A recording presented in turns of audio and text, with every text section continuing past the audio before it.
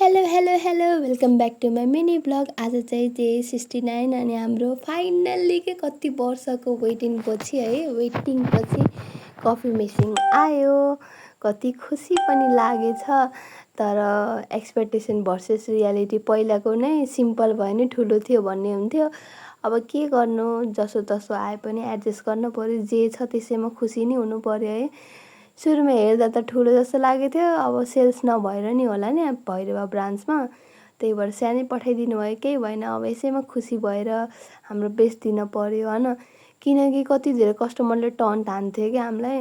अनि काम गरेपछि त डेन्जरवाला भोक लाग्यो। अनि नास्ता सास्ता खाएँ होइन। अनि कस्तो स्पाइसी रहेछ कि स्पाइसी टाइपको वाह वाह गर्दै खायो। अनि यस्तो डेन्जर भोक पनि लागेको थियो। मेरो पाली आएको थियो। अनि त्यस्तै त हो, पाली रोक्नुपर्छ आफ्नो खाने बेलामा। अनि दाइले आज कसले रविले बनाएको थियो, मिठो भएको थियो। अनि यो फेरि पेपे ननभेज प्ल्याटर। अनि एक्कासी मलाई त के भयो है, म त छुट्टी भयो मागेर गएको नि घर।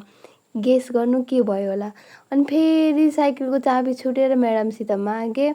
मलाई यस्तो डेन्जर एकैछिनमा हिट हुन्छ एकैछिनमा कोल्ड हुन्छ कि त्यस्तोवाला भएर म त लागेको घरतिर।